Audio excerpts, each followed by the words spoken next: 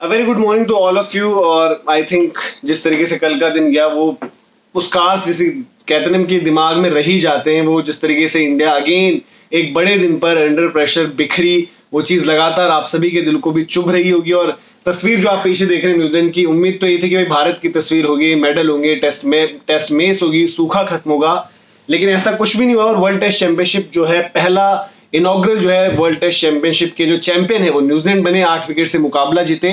अब इसके बाद सब भी नजरें थी कि भाई विराट कोहली इस मैच के बाद क्या कहते हैं, कि भारतीय बैटिंग परफॉर्मेंस जिस तरीके से रही और जो लगातार फेलियर्स हम देख रहे हैं बड़ी स्टेज पर, उस पर क्या कुछ विराट कोहली कहते हैं, इस पर सबकी नजरें थी। तो इस वीडियो में वही सब बताएंगे और क्या और ज्यादा जो इंपॉर्टेंट चीजें निकल कर आई विराट कोहली की प्रेस कॉन्फ्रेंस से, उन पर हम बात करेंगे। तो सबसे पहले वर्ल्ड टेस्ट चैंपियनशिप फाइनल के फॉर्मेट को लेकर विराट ने कहा है कि उनका ये मानना है कि जी अगर 3 मुकाबले हो, यानी कि 3 मैचों की सीरीज हो, डिसाइड करने के लिए कि चैंपियन कौन होगा, वो एक बेहतर ऑप्शन है जिसमें आप बेटर असेस कर सकते हो कि भाई कौन सी तगड़ी टीम निकल कर आई है, कौन सी टीम नीचे लगी फिर वापस आई और किस तरीके से परफॉर्म किया डिफरेंट सिचुएशंस में।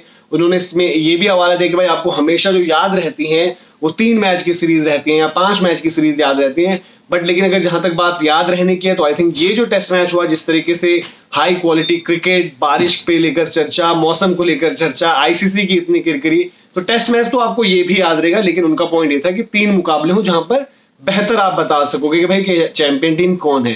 केन विलियमसन दूसरी तरफ ये कहते हैं कि भाई अलग तरीके का मुकाबला था, अलग तरीके का फाइनल था, आपके डायनेमिक्स चेंज हो जाते, पल पल में गेम चेंज होता है, तो आपको प्रेशर सिचुएशन में कैसे रिस्पॉन्ड करते हो ये देखने को मिलता है।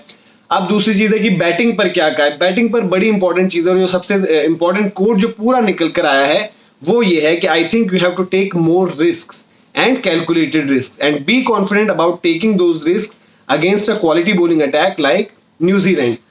उन्होंने कहा कि जी बिल्कुल आप डिफेंसिव होकर नहीं खेल सकते कि जहां पर आप सर्वाइवल के लिए खेल रहे हो। उन्होंने कहा कि आपको रिस्क भी लेने होंगे, वो कैलकुलेटेड रिस्क होने चाहिए। जहां पर परफॉर्मेंस ऐसी आ रही है, न्यूजीलैंड जैसा बॉलिंग अटैक है, आपको देखना होगा, रन स्कोरिंग के लिए भी जाना होगा। और आगे की बात करते हुए उन्होंने ये कहा कि भाई the idea from here on will be to try to score runs and not worry about getting out in testing conditions, कि भले ही अगर टेस्टिंग कंडीशंस भी हो तो वहां पर आप ये ना घबराएं कि जी आउट ना हो जाएं।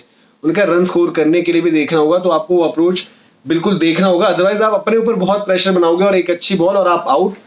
कुछ इसी तरीके की स्टेटमेंट तब भी आई थी जब इंडिया जो है एडिलेड में 36 पर ऑल आउट हुई थी।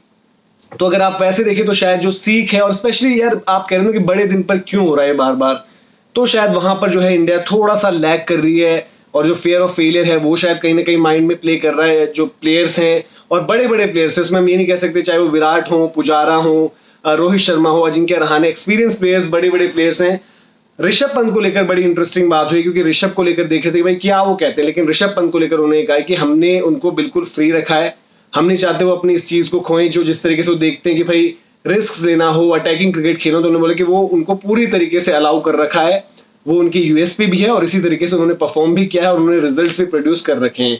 तो ऋषभ पंत को लेकर भी बड़ी चर्चा थी कि भाई जो उन्होंने जिस अंदाज में बैटिंग करी, क्या वो मैसेज था ड्रेसिंग रूम से या उन्होंने किस तरीके से बल्लेबाजी करी। तो उन्होंने बोला है जी पूरी फ्रीडम वहां पर है। तो ये कुछ इंपॉर्टेंट पॉइंट्स है जो विराट कोहली की प्रेस कॉन्फ्रेंस से निकल कर आए। बट ये कि भाई इंटेंट की बात हुई और थोड़े से कैलकुलेटेड रिस्क लेने की बात हुई, लेकिन अब यही कि क्या जब अगली बड़ी स्टेज आती है वहां पर आपके जो स्पेशली जो टॉप ऑर्डर है, जो बड़े बल्लेबाज हैं, वो इस तरीके से क्या रिस्पॉन्ड करेंगे या नहीं, ये देखना होगा।